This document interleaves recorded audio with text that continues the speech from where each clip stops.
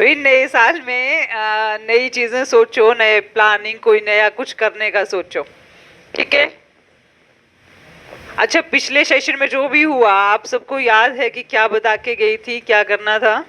तो 3 चीजों का मेरा ज्यादा फोकस रहता है कि इस पे हम ध्यान दें।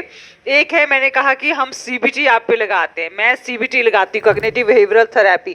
और मुझे बहुत खुशी होती है जब मैं जितनी बार यहाँ आती हूँ, जिसकी काउंसलिंग हुई होती है, ये जो क्लास अटेंड करते हैं कि मैडम हमारे अंदर बड़ा चेंज है, हमारी सोच में बदलाव आया हो जाएगा। तो कहने का मतलब ये है कि एक CBT cognitive behavioural therapy means C for cognition. Cognition मतलब थॉट प्रोसेस, आपकी सोच पे काम करना, और सोच से व्यवहार में परिवर्तन लाना, ठीक है। सोच से हमारे व्यवहार में परिवर्तन आता है, पहली बात। दूसरी है मोटिवेशन, और थर्ड कौन सा था? बोलो जो पुराने लोग हैं। माइंडफुलनेस, देखो याद है, मींस अवेयरनेस के साथ काम करना। बता रही समझ? एक अवेयरनेस, सजगता, वो बहुत जरूरी है।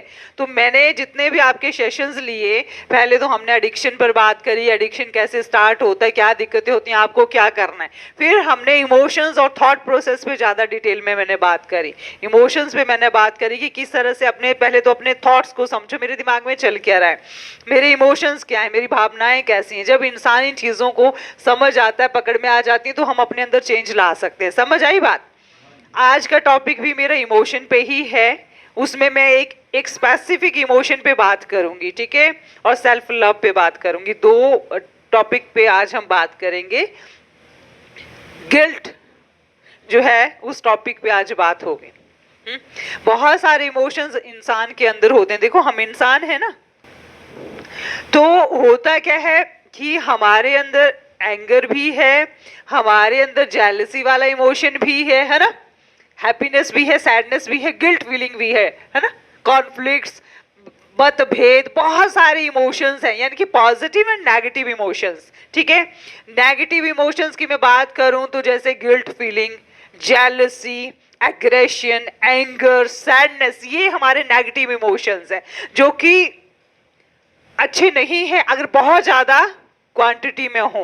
देखो थोड़ा थोड़ा सब कुछ जरूरी है, थोड़ा दुखी होना भी जरूरी है, पीड़ा भी जरूरी है, उदासी भी जरूरी है। आपको पता तो चले जब खुशी आए कि खुशी क्या होती है। अगर आप खुशी ही हैं, है ना, तो खुशी का भी कोई मायने नहीं होता। अगर आपको पीड़ा का एहसास नहीं है, दुख का एहसास नहीं है, तो खुशी का भी एहसास नहीं होगा, खुशी का भी पता ही नहीं चलेगा कि खुशी क्या होती है। अगर पीड़ा देखी है तो खुशी का भी मजा आएगा, उसका भी पता कि अच्छा ये खुशी होती है।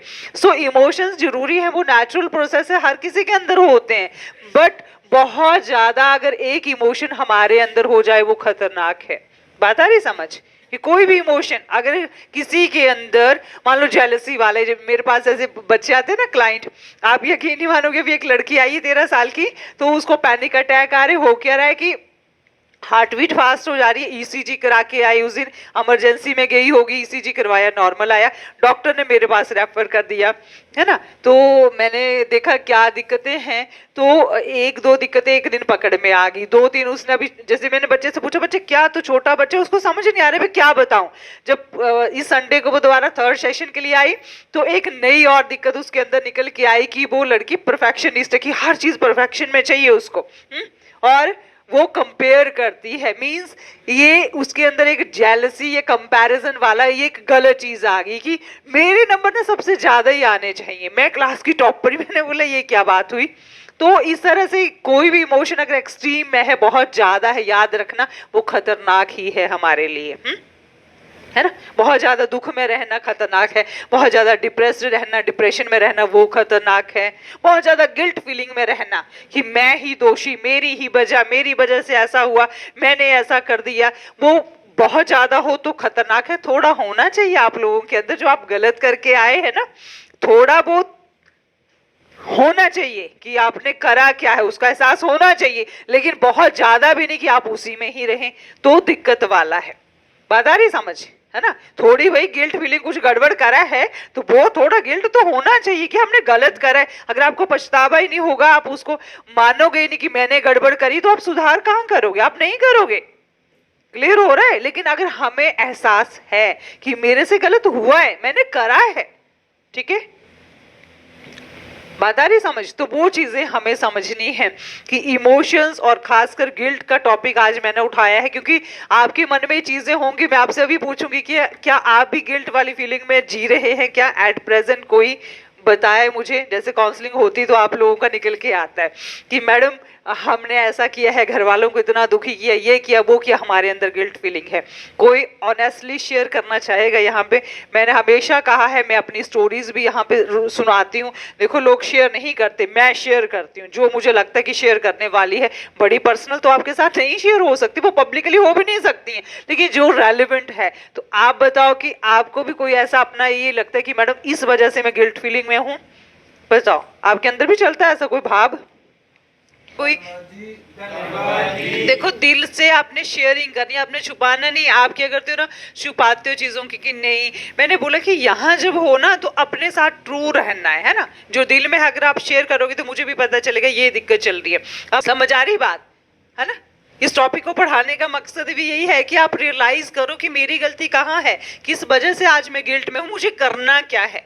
देखो इंसान है, गलतियां हो जाती हैं, ठीक है। आपने बड़ी करी होंगी, हम लोग छोटी करते हैं, आपसे बड़ी होगी। लेकिन अगर इंसान गलती को एक्सेप्ट करे, समझ जाए मेरी ये गलती और सुधार के लिए आगे जाए तो सही है। तो गिल्ट एक ऐसा इमोशन है जो आपको ना, देखो और इमोशंस हम बहुत गलत मानते हैं लेकिन गिल्ट को इसलिए थोड़ा अच्छा मानते हैं क्योंकि जब इंसान को पछतावा होता है, वो रियलाइज करता है कि मैं दोषी हूं, तो इट मीन्स अब वो सुधार करना चाहता है, तब वो ये फील कर रहा है। अदरवाइज लोग इतने बड़े बड़े क्राइम कर देते हैं, वो तो कभी बोलते नहीं कि हम गलत है, बोलते हम ठीक ही है। मेरे पास ऐसे ऐसे केसेस आते हैं, मतलब वो तो चलो हम एक्सेप्ट करवा लेते हैं आराम से, लेकिन अदरवाइज लोग नहीं मानते कि हमने कुछ गलत भी करा है। जब जो इंसान समझ जाएगा, जो मानने लग जाएगा, इट मीन्स अब वो सुधार चाहता है। समझ आई बात? तो ऐसा ही इमोशन है गिल्ट का कि इसको देखो, अगर आप यहाँ बैठे ना, मान लो कोई कुछ भी आपका नशा है, मुझे नहीं पता कौन क्या क्या करता है, कुछ एक का पता है, आप अपने आप को गलत नहीं मानते, आप बोलते नहीं मैं बहुत अच्छा हूँ, मेरा परिवार गलत है, मेरा परिवार बुरा है, मेरी वाइफ बुरी, मेरे बच्चे या मेरी फैमिली, मैं सही हूँ। इट मीन्स आपको अभी भी वो गिल्ट की रियलाइजेशन नहीं है। तो आप रिकवरी कैसे दोगे भाई? यहाँ तो मे भी आप ड्रामे कर रहे हो, आप शांत बैठे हो, 3 महीने दुबक के बैठेंगे, निकलेंगे वैसा ही सीन शुरू। अगर आपको रियलाइजेशन है, अगर आप इस बात को एक्सेप्ट करते हैं मेरे से गलती हुई है, उस गिल्ट को एक्सेप्ट करते हो कि ठीक है हुई है, अब क्या हो सकता है? बात आ रही समझ? ठीक है। अगर इस यहाँ पे बैठ के अगर आज आप रियलाइज करते हैं कि मैं गलत हूँ, मेरे से गलती हुई है, तब आप सुधार की तरफ जाएंगे। यहाँ बैठकर भी आपको कोई एहसास नहीं है मेरा फलाना गलत, मेरा ये गलत, रिश्तेदार बुरे, मेरा परिवार बुरा, मैं भाई सही हूँ, सुधार की गुंजाइश है? फिर खुद सोचो अपने दिमाग से और बताओ, है? मुझे बताओ, है? हो सकती है? नहीं, अगर ऐसा सोचते हो, ध्यान से सुना करो, अगर ऐसा सोचते हो तो गुंजाइश है कि मैं ठीक हूं, परिवार बुरा, परिवार गलत है, तब होगा सुधार। आया ना? नहीं हो सकता, आपने एक्सेप्ट नहीं करा।